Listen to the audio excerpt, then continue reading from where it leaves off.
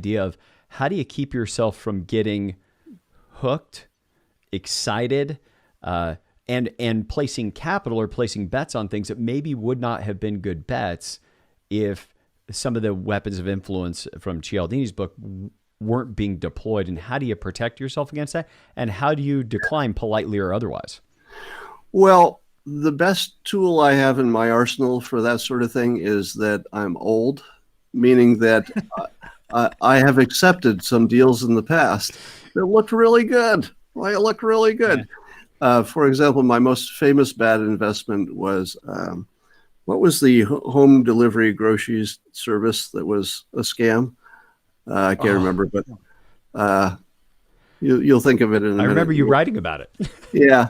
And, the management was saying, we've already proven our model in one location. We're just going to now duplicate this model because we know it works in one place. It's going to be like Amazon. It's going to be like FedEx. If it works in one place, you just make it big. So I put way too much money in that because I thought I'm getting in on the next Amazon. People don't see this. Home grocery delivery is going to be the thing. Now, 20 years later, it is the thing, but it took a while to get there.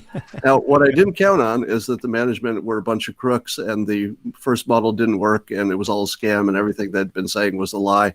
And, and shareholders ended up suing them and they went out of business almost instantly. Now, if you haven't had that happen to you, you can't quite intellectualize yourself to the point where you don't believe the next pitch. But if it happens to you a few times, you can say, well, this will be 3 in a row. I think maybe this time. So, but it isn't the thinking that gets you past it. It's the pain. So I built up this productive amount of pain memory that if I do things that look like this, I feel pain. And so that helps me not do things like that because I don't want to experience pain. If you're young, I would tell you to look into diversification and unmanaged equity, S&P 500 types equity funds that have low fees. Now, as an economics major and a business guy in my education, one of the most useful things I learned is that stocks can replicate pretty much any good investment. If you can't replicate it with a basket of stocks, it's probably a little sketchy. So I don't do puts and calls. I don't do any exotic anything. If it isn't a basket of stocks that represents a big diversified group, I don't call it an investment.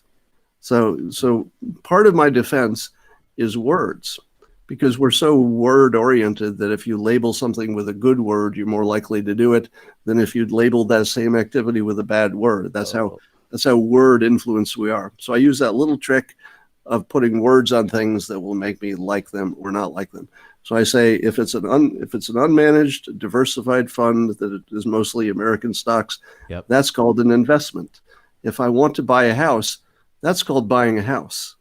If I want to put a bunch of money in a startup, that's entertainment or it's speculation. But that's what we teach our clients is right, that it's speculation if it's going to have some outsized return, especially if you can't find that your relationship or human capital, something you specifically bring to the table, your talents, is somehow raising that return bar. If that return bar is being raised beyond what you would get in what we call a passive structured investment portfolio, which just means that we just own like 13,000 different securities with very, very low turnover and super low cost.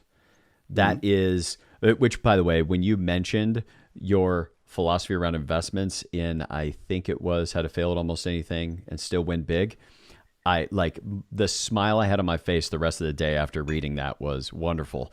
And it followed by never, your tongue in cheek, never accept investment advice from a cartoonist. But I would offer that that advice that you just gave of watch what you label things as speculation versus investment is brilliant.